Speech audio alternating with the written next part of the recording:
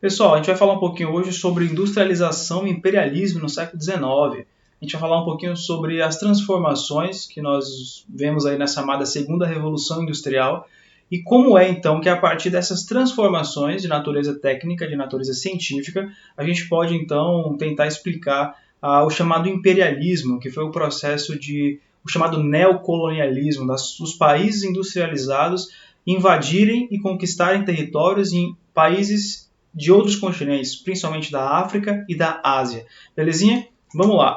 Observem essa foto. Essa foto é uma foto de Londres, do século XVII, e analisem o que chama a atenção nessa foto.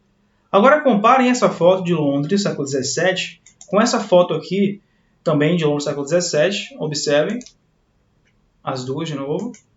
E agora olhem essa foto de Londres, século XIX, ou essa outra aqui.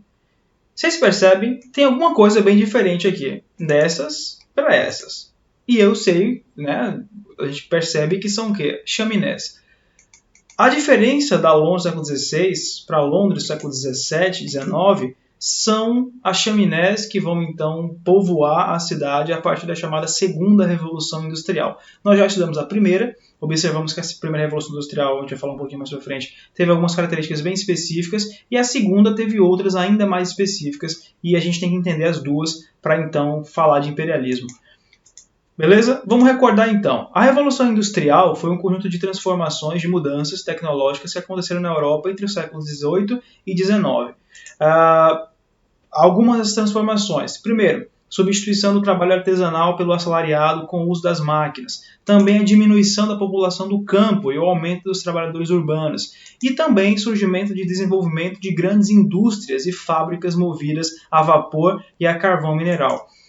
Observe então as diferenças das manufaturas do século XVI para as fábricas, né, do século XIX. Percebam como o trabalho ele vai se modificar, a forma de trabalhar se modifica, as ferramentas se modificam e principalmente a forma de ser pago se modifica. Nas manufaturas, normalmente os produtores das mercadorias dominavam o processo de fabricação da mercadoria do início ao fim. Eles dominavam o processo técnico, as ferramentas de fazer pertencia a eles, o material para ser feito pertencia a eles, e então eles ficavam com o valor do produto final que eles vendiam. Já no século XIX, com as transformações do capitalismo industrial já operadas, o trabalho assalariado ele é agora a forma de se compreender o período. Então, a fábrica pertence a um grande capitalista, as máquinas, que são muito caras, pertencem a esse mesmo cara, e ele só então contrata trabalhadores para serem pagos, né, por um salário que é pago por dia de trabalho ou por mês de trabalho, e por aí vai. Beleza? Quando falamos de revolução industrial, talvez fosse mais interessante falar de revoluções industriais. Nós tivemos a primeira, que nós já estudamos, que aconteceu entre 1760 e 1860, ficou limitada primeiramente à Inglaterra, basicamente, depois se espalhou por alguns outros países. Houve o aparecimento de indústrias de tecido de algodão, com o uso de tear mecânico. Nessa época nós vimos o aprimoramento das máquinas a vapor, e tudo isso então contribuiu para a continuação da Revolução Industrial. Por exemplo, temos aqui algumas fotos das máquinas dos teares mecânicos, que foram as primeiras grandes inovações técnicas da chamada Primeira Revolução Industrial, que aconteceu na Inglaterra. E temos depois a segunda etapa dessa Revolução Industrial, que ela ocorre entre 1860 e 1900, e tem a participação agora de outros países, Alemanha, França, Rússia, Japão, Itália. Então são todos países que vão agora participar também desse processo da chamada Segunda Revolução Industrial que acontece posteriormente. E ela agora traz novos avanços técnicos. Quais são eles? Emprego do aço, utilização de energia elétrica que vai aparecer, combustíveis derivados do petróleo que vão começar a ser utilizados, o motor de combustão interna que nós utilizamos em carros, motos, ele vai também ser inventado. Nós temos o surgimento da locomotiva a vapor, produtos químicos que vão ser desenvolvidos a partir, né, do petróleo.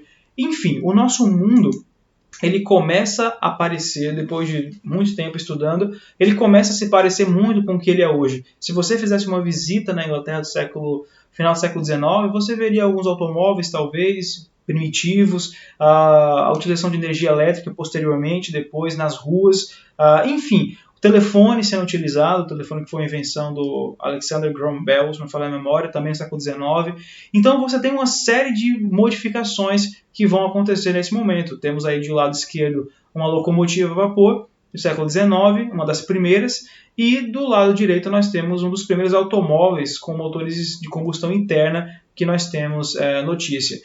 Vamos lá então.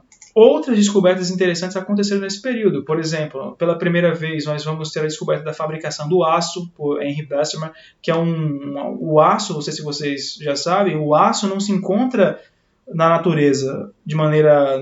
Ele não é natural, ele é uma invenção, ele é ferro misturado com carbono, em processos muito complexos de metalurgia. Então o aço ele vai começar a ser utilizado de maneira plena e total nas fábricas, nas máquinas, em transportes, posteriormente em aviões, em navios que vão começar a ser movidos também a vapor. Então é um ambiente de muitas transformações mesmo.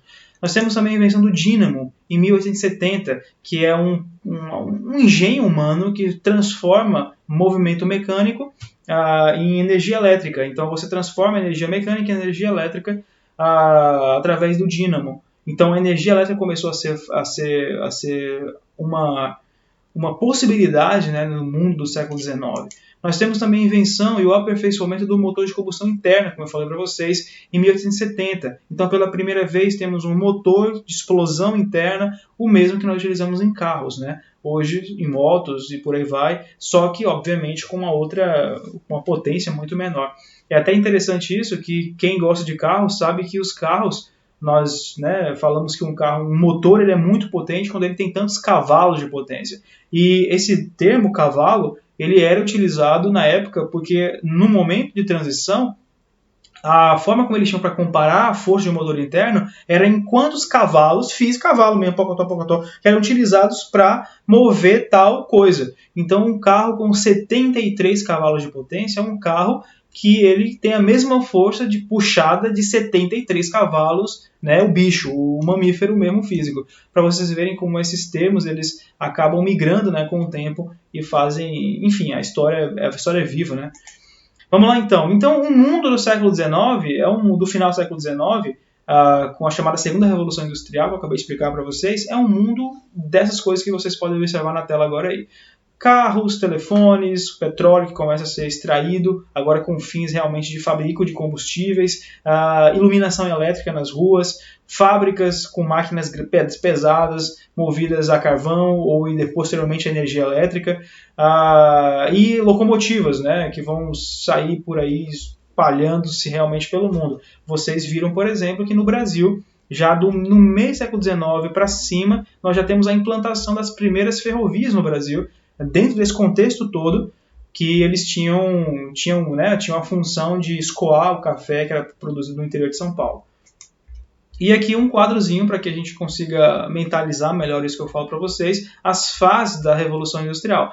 Revolução Industrial, a primeira é um processo de mecanização através de energia hidráulica, é a vapor, lá no século XVIII. Depois nós temos a Segunda Revolução Industrial, que é essa que eu falo com vocês agora, século XIX, que é o início da produção em massa, né, proporcionada pela aplicação de energia elétrica.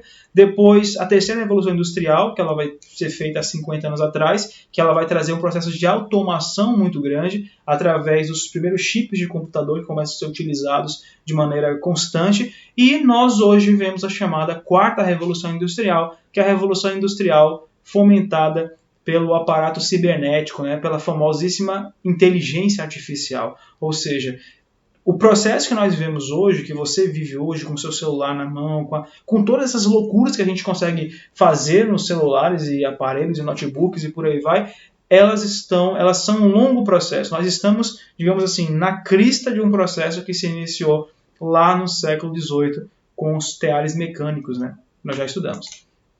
Então vamos lá. Esse processo, esses avanços que eu acabei de falar para vocês, eles geraram uma produção muito grande e vão gerar um acúmulo, né, de produto, de capital, de dinheiro, que vai ser então investido na pesquisa científica, e esses avanços tecnológicos eles permitiram uma grande produtividade. Você imagina que uma fábrica do século XIX ela conseguia produzir muito mais do que uma manufatura do século XVI. Ela produzia muito mais do que do que qualquer outro tipo de forma de se produção que tinha sido feita até então. E essa produtividade muito grande, ela faz com que os países que passam por esse processo da segunda revolução industrial, seus produtos fossem fabricados com custos muito menores. Então eles conseguem dominar o mercado mundial de tudo que vocês imaginarem que era fabricado em indústrias. E isso vai gerar o quê? Um acúmulo de capitais muito grande, um acúmulo muito forte. A primeira coisa que vocês têm que entender é o que significa capital. Capital é dinheiro. Capital, mas não é dinheiro nota. Não é quando eu digo capital, não estou falando de, estou com um capital de R$100. Capital significa recursos disponíveis para o investimento. É dinheiro que engendra dinheiro. É investir que pode trazer mais dinheiro. É isso que nós chamamos de capital. Então, esse capital industrializado, esse capital que vai ser gerado, ele vai ficar lá, ocioso, na Europa, e ele vai então ser depois utilizado de uma outra forma. Vamos lá então. A concorrência entre as empresas ela vai aumentar e logo, através das guerras de preço, as maiores empresas vão então engolir as menores e vão passar a dominar boa parte da produção industrial da época. Essa é a primeira vez que a gente vai começar a perceber que as doutrinas puramente liberais que nós estudamos, elas não tinham assim tanta lógica, porque simplesmente um mundo sem regulação do Estado, ele se mostrou nesse momento um mundo onde algumas empresas elas ficavam tão poderosas e tão ricas que elas acabavam engolindo as demais empresas ou simplesmente criando o que nós chamamos, que nós vamos ver agora, de trustes, quartéis e os holdings. Vamos começar pelo primeiro. Os trustes eles são associações de várias empresas em uma única empresa que dominam assim todas as fases de produção, desde a obtenção da matéria-prima até a comercialização final. Tenta imaginar então que um truste seria, por exemplo, vamos dar um exemplo, um truste que produz automóveis. Ou seja, são várias empresas independentes, mas que elas dominam a produção desse material desde a matéria-prima extraída até fabricada. Ou seja, a empresa X ela tem um monopólio de extração de ferro num local. A empresa Y tem um monopólio de extração de aço em um local. A empresa Z ela tem um monopólio da fabricação de automóveis em tal local. E a empresa H ela tem um monopólio da venda dos automóveis. Ou seja, são 4 empresas distintas, mas que elas têm todo o monopólio, elas têm o controle total da produção do produto final, que é o quê? Um automóvel. Desde a empresa 1, que tira toda, que tem o monopólio da extração mineral, até a empresa 4, que ela então tem o monopólio da venda disso. São chamados trusts. Nós temos também os quartéis, que são conjuntos de empresas concorrentes e independentes, que, para evitar desgastes, dividem o mercado entre si. No quartel, as empresas são... No cartel, perdão, não é quartel, é cartel. Nos cartéis, as empresas são independentes, mas elas, para evitar problemas, elas então combinam que determinado produto só vai ser vendido em tal local. Por exemplo, um cartel de farmácias numa cidade. Significa que as farmácias, para evitarem algum tipo de atrito, de realmente concorrerem entre si, talvez uma ficar mais forte que a outra, evitar a falência, evitar o livre mercado, elas combinam, olha, você farmácia 1 só no bairro X. Você, farmácia 2, só no bairro Y. Ninguém vai entrar no território da outra.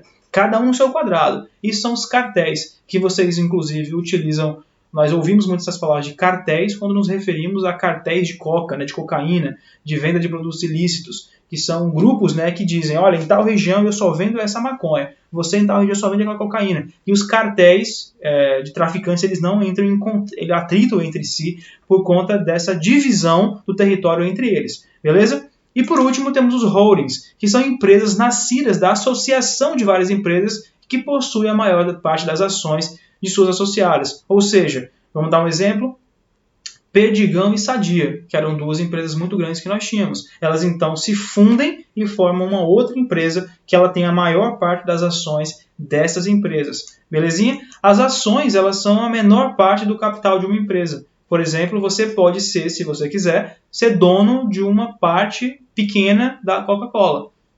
Como, professor? Como eu faço isso? Se você investir na Coca-Cola. Mercado de ações, bolsa de valores, e coloca R$100 lá, compra uma ação da Coca-Cola.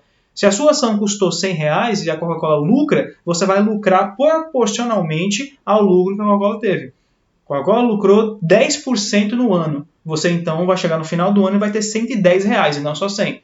Agora, se a Coca-Cola falir, você perde sua grana também. Perceberam? O mundo industrializado é um mundo onde o capital ele procura, então, formas de se fazer reinvestir para que ele ganhe mais dinheiro. Beleza? Essas são algumas charges da época de um jornal alemão, por exemplo, que eles ironizam, né, os chamados reis dos Estados Unidos. Por exemplo, o Andrew Carnegie, ele vai ser o rei do ferro, né, do rei do aço. As empresas dele tinham praticamente todo o monopólio do aço nos Estados Unidos. Nós temos também esse outro cara, o Pierpont Morgan, que vai ser o rei dos trusts, né? Ele era dono de uma maioria das empresas de vários trusts que fabricavam uma série de produtos nos Estados Unidos. Nós temos também o William Rockefeller, que vai ser o rei do óleo. Ele também vai ser um cara que vai ter o monopólio da produção de combustíveis e por aí vai. É um momento, então, onde essa liberdade econômica ela acabou demonstrando que nem sempre, onde tem liberdade econômica, ocorre uma divisão livre, digamos assim, das riquezas e que tudo fica igual. Na verdade, às vezes você vai encontrar, sim, produtos, empresas que dominam muito uma área e você não consegue mais, mesmo que você tenha um ótimo produto, você não consegue tirá-lo do comando. Vou dar um exemplo para vocês. A Coca-Cola ficou muito famosa, né, com um produto específico, mas hoje qualquer produto que você comprar, a maioria dos refrigerantes que você comprar, pode até ter um nome lá, fantasia, tá, o produto, mas se você olhar embaixo, pertence à Coca-Cola, porque a Coca-Cola então compra esse produto e então mantém o nome fantasia lá só para que você, talvez, enfim, para que você continue comprando o produto achando que ele pertence à empresa original, mas na verdade aquele produto não pertence à empresa original, pertence a uma outra empresa muito maior que comprou e tem um domínio total. Beleza? Então, agora que nós já entendemos isso, entendemos o processo da segunda revolução industrial, todos os avanços técnicos trazidos por ela, entendemos também, agora por último, esse novo mundo do capital que vai aparecer, com o acúmulo de capitais decorrentes da alta produtividade das novas empresas no século XIX, nesses países industrializados que passam pela chamada segunda revolução industrial. Agora nós temos os elementos suficientes para entender o que foi o imperialismo que esses países industrializados praticaram dentro ali da Europa nesse momento. Observem essa imagem. Essa imagem tem um cara com uma cartola escrito Inglaterra. E esse cara é um polvo com várias mãos que se estendem a vários países, que vocês podem ler ali, Gibraltar, Canadá, Índia, Egito, enfim, uma série de países que esse polvo ele vai então ele vai estender seus tentáculos. Isso é interessante porque o imperialismo foi justamente isso.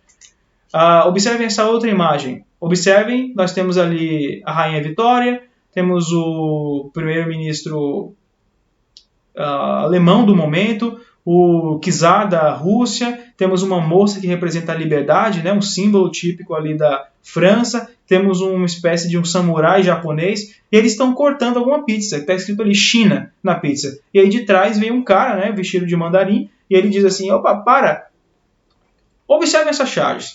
Eu quero que vocês entendam o que foi imperialismo sem que eu fale. Temos de um lado um país que se estica para os demais. Temos do outro um país que vai ser dividido por outros. Isso é basicamente o que foi o imperialismo. A partir de 1870, as potências capitalistas industrializadas elas vão começar a disputar áreas de influência e áreas coloniais em todo o mundo. Desses países, esses países que vão praticar esse chamado neocolonialismo, porque é neocolonial. O primeiro foi o século XVI, praticado por Portugal, por Espanha, pela Inglaterra, na América, as novas colônias que deram origem a novos países. Só que nós já estudamos que o século XIX foi o século das independências dos países da América. Então agora você tem a América toda independente, não tinha mais territórios praticamente dominados por uma potência europeia. E ao mesmo tempo nós tínhamos a chamada doutrina Monroe dos Estados Unidos, né, que em tese dizia que protegeriam os países que os países da Europa tentassem retomar os seus controles sobre ele. Enfim, então esse segundo processo, esse neocolonialismo, ele vai ser praticado em outro momento, século XIX, ele é praticado pelos países industrializados, dentre eles Estados Unidos, Inglaterra, França, Japão e por aí vai. Dessa forma, eles passam a invadir e a ocupar territórios específicos na África, na Ásia e na Oceania. O que essas nações queriam? Primeiro, oportunidades de investimento para os seus capitais. Lembra dos capitais que eu falei, que eles vão ficar ociosos através do lucro muito grande que ocorreu por conta da produtividade da segunda revolução industrial? Então, eles agora querem oportunidade para o investimento desses novos capitais. Ao mesmo tempo, nós temos busca por mercados produtores de matérias-primas, as matérias-primas que vão abastecer as indústrias desses países. Nós temos também uma busca por mercados consumidores dos produtos industrializados, ou seja, ao mesmo tempo que eu invado outros territórios em outros continentes para extrair deles matérias-primas, eu quero que esses territórios sejam consumidores dos produtos que vão ser então fabricados lá e revendidos aqui. Beleza? Busca também por metais preciosos, principalmente ouro e diamantes na África, e nós temos também a busca por mão de obra barata para a produção de gêneros primários que eles desejarem e por aí vai. Esses então são os elementos que nos explicam quais são os motivos do imperialismo, desse processo de neocolonialismo dentro de continentes como África e como Ásia, principalmente. Tranquilo? Agora que nós já explicamos isso, nós já explicamos o imperialismo, vamos tentar entender agora como é que isso era justificado. Porque, veja, é curioso que no século XIX, já depois de um processo longo, por exemplo, de independência das colônias da América, por exemplo, agora os países da Europa tentem novamente criar colônias em outros países, agora na Ásia e na África. Tudo isso, então, veio, de certa forma, justificado pelas chamadas teorias raciais do século XIX. Essas teorias raciais elas vão tentar justificar, legitimar essa dominação europeia branca sobre outros países, ou a dominação, por exemplo, japonesa sobre outros países do Extremo Oriente. Belezinha? Observem essa foto. Essa é uma ilustração de um jornal francês do final do século XIX. Le Petit Journal significa o pequeno jornal, o pequeno... Enfim. Observe, então, essa imagem. Você tem uma mulher branca, vestida de vermelho e azul. Ela está representando a França. E olha o que ela vem trazendo para esses outros homens. Pessoas negras, pessoas com o chapeuzinho, né, típico ali daquelas regiões do norte da África. E aí, olha, embaixo está escrito, eu vou traduzir direto, a França vai poder repartir livremente com Marrocos a civilização, a riqueza e a paz. O que ele quer dizer com isso? Ou seja, eu, França, estou invadindo Marrocos, que é um país do norte da África, não é para oprimir, não é para tirar a matéria-prima, é para compartilhar com vocês a civilização. Olha que maravilhoso. Vocês entendem isso? Vamos ver outras. Mais uma vez, está escrito aí, Les colonies françaises, as colônias francesas. Aí está escrito no escudo, progresso, civilização e a outra que eu não estou conseguindo ler agora, mas guardem progresso e civilização. Olha quem é então que olha para essa figura francesa. Primeiro, observe a forma como está construída a imagem. A figura francesa com aquelas coisinhas na cabeça, raios de luz saindo, e aí você tem o escudo, a força, né? Ela é o centro da imagem, ela está num lugar mais alto, ela se coloca, e os demais pessoas que olham para essa imagem que representa a França são pessoas o quê? Negros, asiáticos, árabes, e eles olham de baixo para cima, eles olham numa posição de submissão, eles olham numa posição de uma pessoa que está inferiorizada nesse momento. E observem, por exemplo, essa outra imagem, uma charge.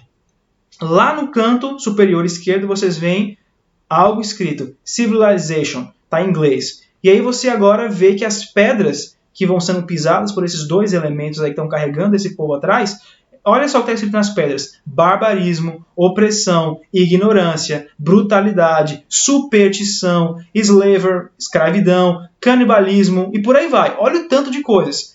E aí, quem é que está carregando essas pessoas? Analisem comigo a charge. Quem está carregando essas pessoas?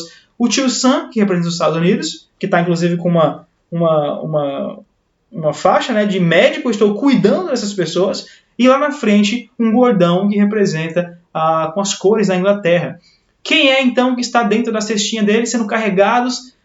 Olha lá, um monte de gente escrito Cuba na cabeça da pessoa, Índia na cabeça do outro lá de cima, e todos eles elementos caricatos feitos de uma maneira muito estranha que representam o quê? Os países dominados por esses países. Vocês estão entendendo isso? A ideia é, olha, nós então estamos invadindo vocês e nós estamos justificando a dominação que nós fazemos em vocês por conta da nossa responsabilidade.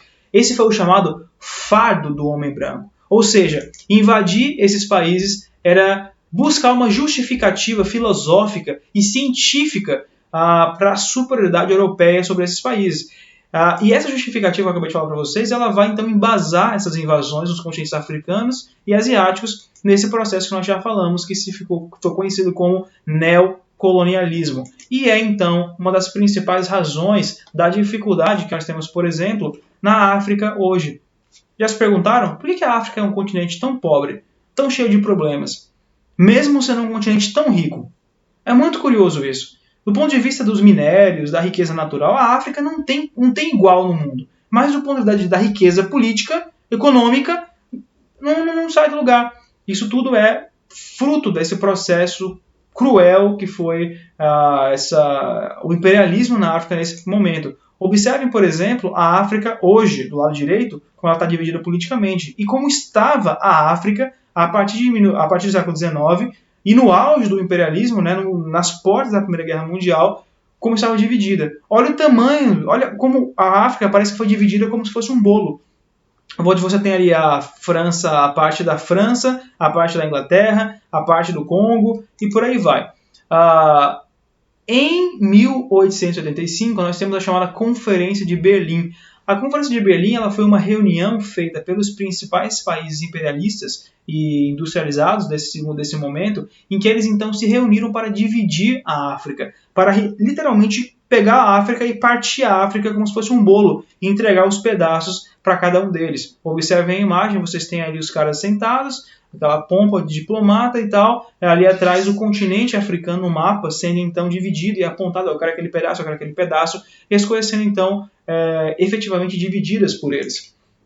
Uma charge mostrando o primeiro-ministro alemão, o Otto von Bismarck, ele então está ali com um bolo, né, que está escrito África, ele então vai dividir esse bolo para os países da América, né, perdão, da Europa industrializada. Mais uma charge nesse momento, olha lá. Então vamos agora ver as decisões da Conferência de Berlim. O que foi que a Conferência de Berlim decidiu nesse momento? Primeiro, permitir a livre navegação nas bacias do rio Níger e Congo por todas as nações europeias. Por quê? Porque são dois rios muito importantes que servem como rotas de entrada para o interior desse continente, do continente africano.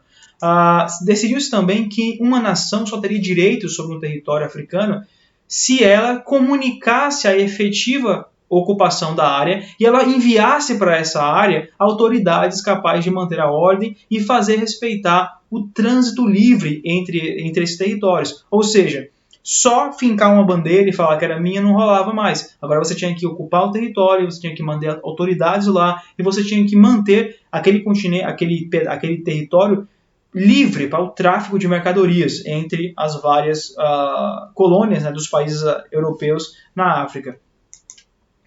Outra coisa importante que seria conceder direitos especiais para missionários, exploradores europeus, que então estariam explorando a África para descobrir minas e, enfim, possibilidades de lucro para essas pessoas e também para catequizar os povos africanos e trazê-los para o cristianismo, né, para tirá-los da barbárie, como eles chamavam.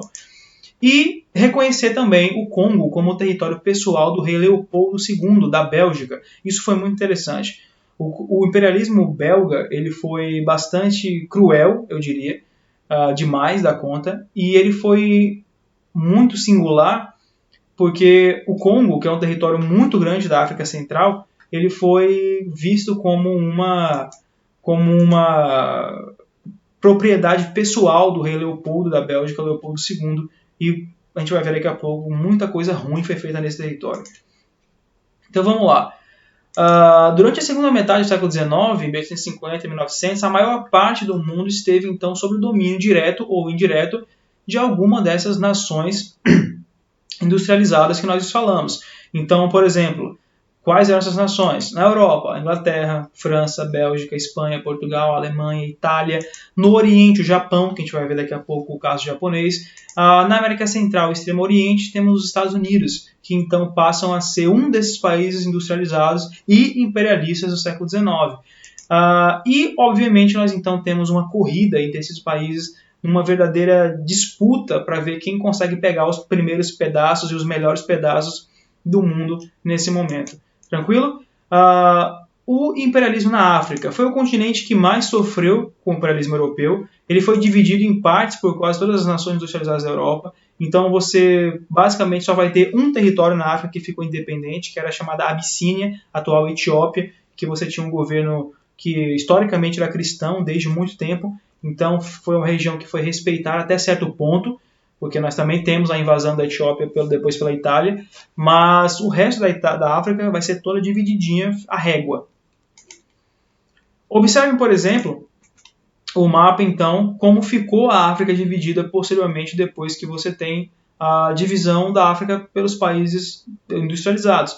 Tu tem ali, por exemplo, em vermelho, a África inglesa, você tem em azul a África francesa. Olha como era realmente. Tínhamos um pedaço que pertencia à Espanha, um pedaço que pertencia a Portugal, enfim, aos belgas e por aí vai. Vamos falar um pouquinho agora do imperialismo francês. Novamente, as imagens que eu trouxe para vocês. Observem essa imagem que é bem interessante. Uma das formas da gente perceber é através de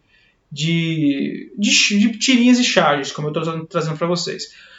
O personagem que talvez vocês já ouviram falar, Tintin, ou Tintin, em francês, ele foi criado na década de 30 do século 20 e o que é Tintin? É um branco jornalista que ele vai para as principais áreas do mundo fazer exploração.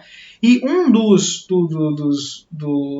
das histórias de Tintin famosíssimas é a chamada, que eu vou mostrar para vocês alguns pedaços, que é a famosa Tintin no Congo, Tantan o Congo, como se pronuncia. E observe alguns trechos. Primeiro, olha ele. Tintin é o branco, ele vai ser carregado pelos africanos, que são então desenhados de maneira extremamente caricata. Olha o tamanho dos lábios, extremamente negros, descalços, como se fossem realmente assim bárbaros, entende? Tintin não. Tintin é branco, rosinha, bochechinha, botinha e por aí vai. Observe outras imagens. Num dado momento, Tintin tá dando uma, sei lá, tá circulando por aí e uma locomotiva bate no carro dele. Por incrível que pareça, a locomotiva está sendo então dirigida por um negro. E olha que o que quebra é a locomotiva, não é o carro do Tintin. Dá para entender que loucura é essa? Ou seja, a locomotiva, que é muito mais pesada, que está pilotada pelo negro, ela quebra completamente. O carrinho do branco Tintin está intacto. E aí depois Tintin então olha e fala, vamos trabalhar, vamos consertar. E aí os africanos olham para Tintin e falam, olha, estou muito cansado. A noção de que o africano é preguiçoso, ele é lerdo, e que Tintin que é aquele cara, o explorador, ágil e por aí vai. Vamos continuar. Outro trechinho. Então está combinado, Coco. Você vai me acompanhar pelo Congo. E aí o menino responde, sim, mestre, descalço. E aí o Milou, que é o cachorrinho, né, o que acompanha o Tintin, que também é um cachorrinho francês, branquinho, fofinho, e ele olha e pensa, né, ele não parece muito esperto. Mais uma vez, Tintin agora está ensinando para os habitantes do Congo a somar 2 mais 2.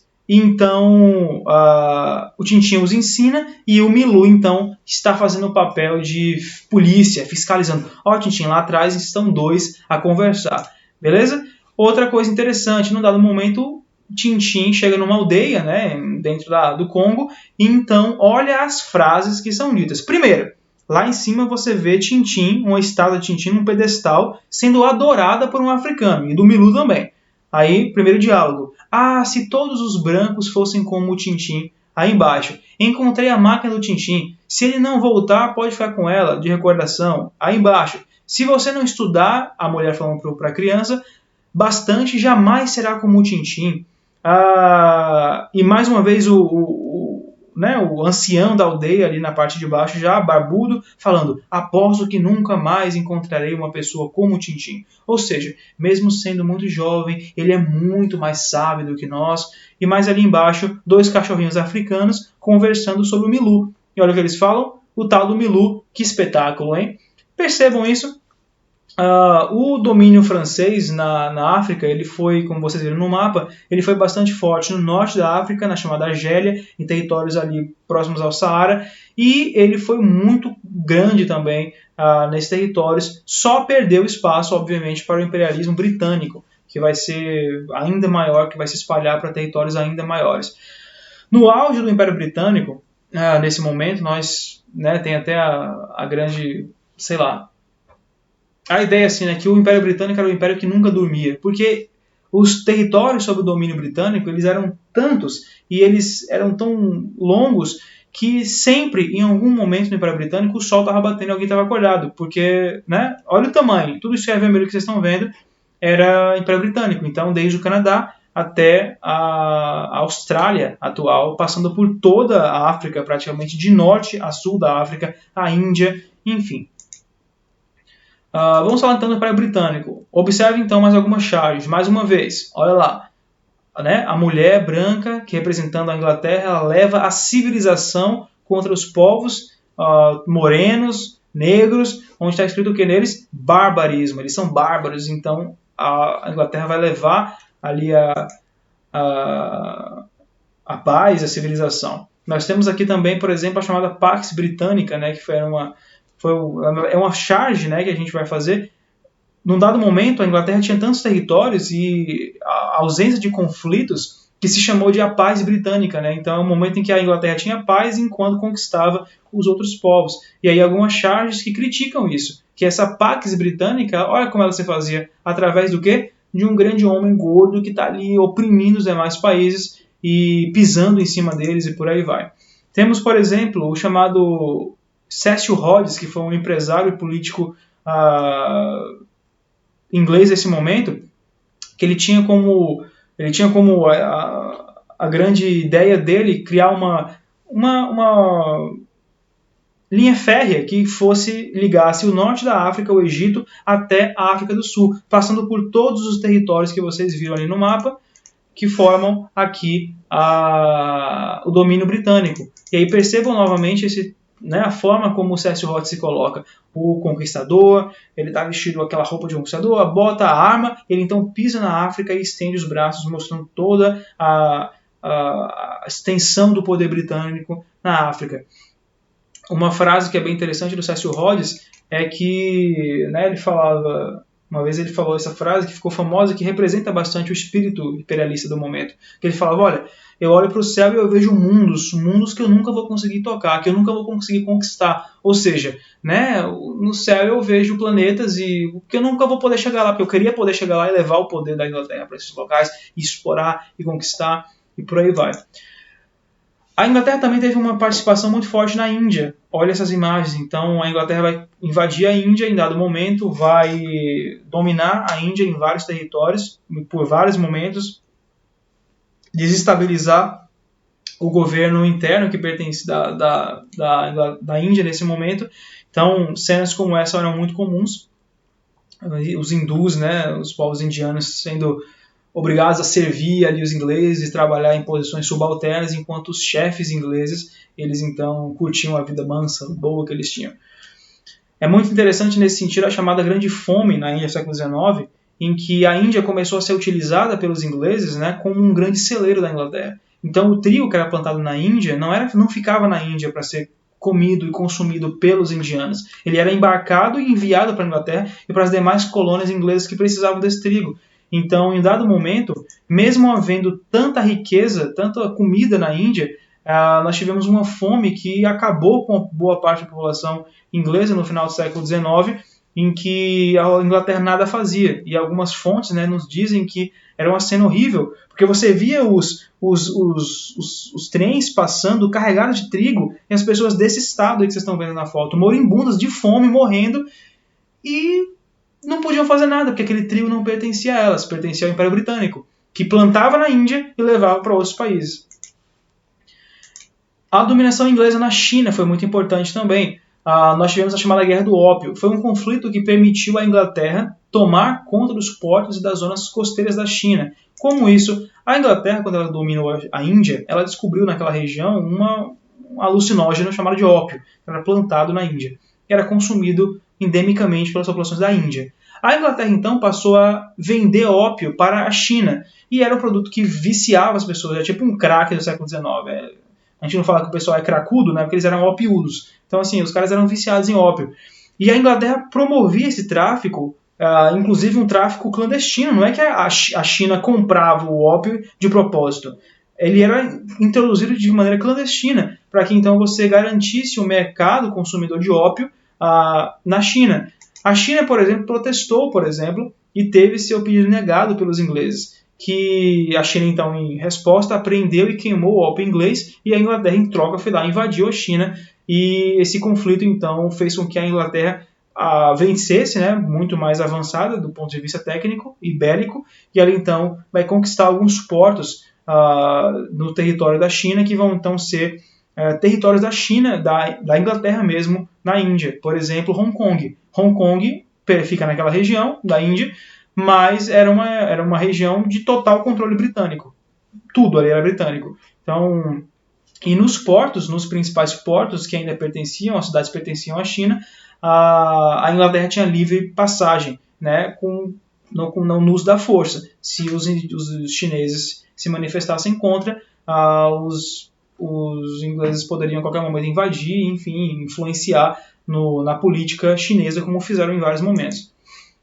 Mais uma vez uma charge aí, o britânico, né, entupindo o mandarim ali de ópio, né, vou te intoxicar para você obrigar a comprar e tal. E vamos falar agora do imperialismo belga, que eu falei para vocês que foi um dos piores, foi um dos mais cruéis, etc. Depois da Conferência de Berlim, o Congo ele vai se transformar num território pessoal do rei Leopoldo II da Bélgica. Por que isso é diferente? Porque embora nas outras regiões você tinha territórios que pertenciam de fato ao governo daqueles países, entende? Só que na Bélgica não, era um território pessoal do rei Leopoldo II. E era um território que foi colocado no centro da África porque ele acabou servindo como uma espécie de um tampão que impedia os conflitos coloniais das potências europeias na África. Então você tinha o norte da África francês, outra parte inglesa, outra parte e o Congo no meio, quase que criando ali um ambiente de neutralidade, onde os demais países não se tocassem, não gerassem conflitos. E algumas das maiores atrocidades da história da espécie humana elas foram cometidas no Congo, nesse território. Em 1903, por exemplo, um missionário batista chamado Scrivener, ele esteve na região e ele publicou um relato das atrocidades que aconteciam ali. Para vocês terem ideia, vou mostrar a foto, a Bélgica ela ficou muito famosa por produzir muito cacau. E o cacau, então, era utilizado para fazer chocolate, né, enviado para a Bélgica. Se você vai na Bélgica hoje, é muito comum ouvir isso, né, que um dos melhores chocolates do mundo é o chocolate belga, que derrete na boca e tal. Agora, olha essas imagens. Tá vendo essas imagens que eu acabei de mostrar para vocês? Isso aí são belgas, os negros, e ao lado deles estão vendo dois brancos, né, dois branquelos, e no centro dois africanos, congoleses, e eles seguram nas mãos mãos decepadas. Sabe de quem são essas mãos? De familiares deles. Porque era assim que os belgas eles puniam quando os camponeses não conseguiam coletar o suficiente de cacau ou de qualquer outra coisa que eles produzissem para os colonos belgas no Congo. Então, imagens como essa, como esse tipo de loucura que vocês estão vendo na foto, né? Olha que interessante, né, bicho? É uma coisa a se pensar. Pensem com vocês a que ponto vai a banalidade do mal, a que ponto vai a neutralidade. Tenta imaginar uns caras desses eles eram cristãos, belgas, católicos, europeus, mas eles chegavam nessa região e olha o que eles faziam. Olha o tipo de atitude. Se você arrancar a mão de uma menina porque não cortou e tal, e ainda ficar mostrando a mão decepada e fazendo selfie, a selfie do século XIX, tudo isso com tranquilidade. A consciência não pesava, a consciência não doía. Cadê, cara? Cadê?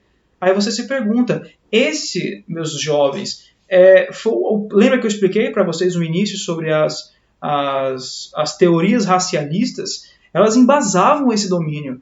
Para um europeu, a África era um território de barbárie, de selvageria, de pessoas que eram menos humanas do que os europeus. Então, tudo isso favorecia com que esse território, com que esse papo, essa ideia, esse tipo de aberração, que eu quero que vocês vejam, porque é para a gente ver se a gente se conscientiza, eles fossem aceitos com muita tranquilidade, com muita normalidade, e tá tranquilo, tá favorável.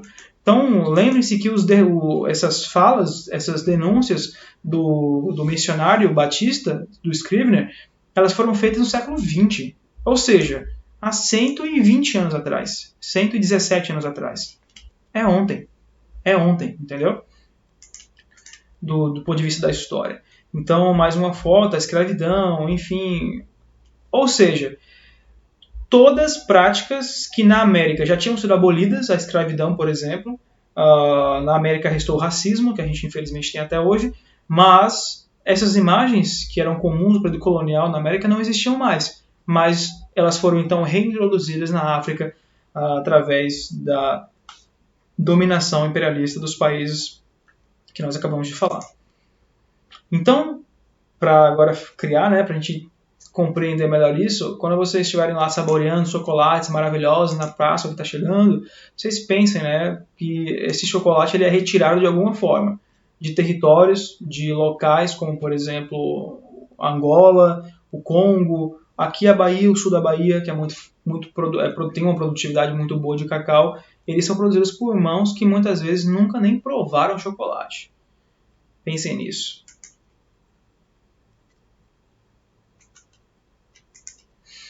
Beleza? Então, tratemos esse assunto com seriedade. E agora falemos do imperialismo americano. Pela primeira vez agora, o século XIX nos apresenta um país que havia sido colônia de outro país, da Inglaterra, e que após se transformar e se industrializar, vai passar agora ele próprio a ser um peso, a praticar o imperialismo com os países ao redor, e esse país é os Estados Unidos. Observem, por exemplo, a charge da esquerda. Nós temos ali o tio Sam, e ele então pisa na América do Alasca, Argentina, ou seja, ele tem um domínio de toda a América, e ele então na mão tem um porrete. Que porrete é esse? Monroe Doctrine, ou seja, a doutrina Monroe. Aquilo que nós já estudamos, que os americanos se comportariam como a polícia da América. Eles não permitiriam que países da Europa eles voltassem a dominar os países da América. Aí você pensa, meu Deus, como eles são bonzinhos. Não, era simplesmente uma forma de tentar compreender e de tentar mostrar que agora eles próprios fariam esse processo. E que vocês também já estudaram quando nós falamos de Estados Unidos do século XIX, do chamado da política do Big Stick, do grande porrete, que os americanos eles, então resolviam tudo na base da porrada. Para vocês terem ideia, no mínimo, metade dos países da América Latina já foram invadidos em algum momento, ou diretamente ou indiretamente, pelos americanos ao longo do século XX. E os que não foram invadidos foram então controlados indiretamente. Por exemplo, é o caso do Brasil. O Brasil nunca foi invadido diretamente pelos Estados Unidos, mas vocês se lembram, ou pelo menos vamos estudar novamente ainda mais à frente, que no século XX, na ditadura militar, o golpe militar no Brasil ele foi muito em partes influenciado pelos americanos e protegido pelos americanos. Belezinha? E por último temos o imperialismo japonês, que é bem interessante porque os japoneses foram outros que tinham tudo para ser um país que seria colônia, mas que eles aprenderam com os caras com os Estados Unidos, e eles então vão mudar, vamos ver com calma. Os japoneses eles começaram a ser invadidos, não fisicamente, uma guerra mesmo constante, mas invadidos, ter os hábitos invadidos, a economia ser controlada pelos americanos a partir do final do século XIX, quando nós temos, por exemplo, expedições navais americanas que vão ao Japão e então obrigam o Japão a comercializar com o mundo. Antes disso, o Japão sempre foi um país muito fechado em si, onde você não tinha nenhum tipo de influência nem deles no restante do mundo, ou do Oriente, nem do Oriente neles. Era um país muitíssimo fechado. Só que, Quando os países europeus começam a chegar e a, né, começar ali a, como eu posso colocar, ameaçar, ou você abre os portos e começa a comercializar com a gente, ou a gente vai invadir, como fizeram com a China, vocês viram com a Inglaterra, os japoneses eles então vão aprender com os invasores. E eles então vão se abrir para os invasores e ao longo de quase 50 anos eles vão fazer um grande processo de industrialização interna. Os japoneses vão começar a importar não só produtos, mas engenheiros, por exemplo, ingleses, engenheiros alemães, generais ou membros do exército americano ou ex-membros do exército americano que então viriam para treinar as tropas japonesas dentro da lógica de guerra moderna do século XIX. Enfim, o Japão então vai passar por um processo muito forte depois também da Revolução Meiji, que a gente vai ter, onde o imperador chinês vai ser colocado de lado e vai aparecer então um outro, como eu posso colocar? A gente vai ter então o poder japonês que vai ser afastado do imperador e vai ser colocado de uma outra forma. Então, muito mais centralizado. E é nesse momento que ocorre um choque entre as práticas antigas e as práticas modernas do Japão. Então, observem, por exemplo, de um lado, os antigos japoneses, os antigos samurais, que a gente tem, né, desde o período medieval japonês, lutando com táticas muito tradicionais, espadas, katanas e por aí vai. E, por outro lado, nós temos aí o moderno exército japonês, com roupas tipicamente ocidentais, lutando com armas modernas ocidentais e sendo treinado por pessoas, por soldados, né, ocidentais também. Beleza? E, inclusive, o Japão ele vai adotar uma nova bandeira, né, que é a bandeira do Sol Nascente, e agora vocês vão ouvir falar bastante do Japão na Primeira, na Guerra Mundial e na Segunda Guerra Mundial com uma potência industrial muito forte. Beleza? Vamos lá então para a revisão, para a gente não perder nada. Vimos então que as transformações e descobertas tecnológicas da Segunda Revolução Industrial permitiram a utilização de novos equipamentos e técnicas na indústria europeia e americana. Nós vimos que essas transformações foram de vários tipos: aço, eletricidade, motores, combustíveis fósseis, comunicações, telefone, telégrafo e por aí vai. Todas essas descobertas permitiram um grande acúmulo de capitais nos países industrializados, e esses países então buscaram dividir o mundo entre si em zonas de influência, criando novas colônias em um processo conhecido como neocolonialismo ou imperialismo. Para justificar essa dominação, foram criadas as chamadas teorias raciais, que defendiam o quê? A supremacia branca, e foram desenvolvidas e justificadas cientificamente, por exemplo, e filosoficamente entre a opinião pública europeia. Para vocês terem ideia, nesse momento vão surgir inclusive estudos que vão tentar prever se uma pessoa, por exemplo, ela era muito inteligente ou pouco inteligente através do tamanho do crânio.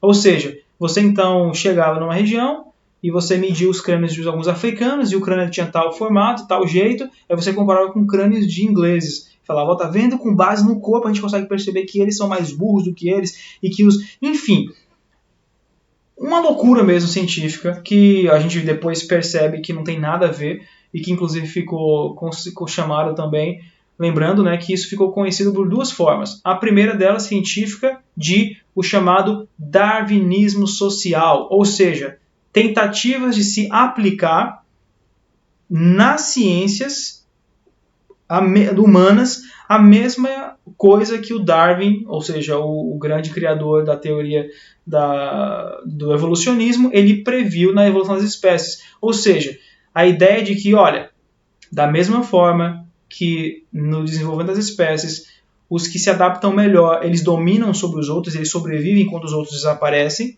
Nós temos a evolução das espécies por isso.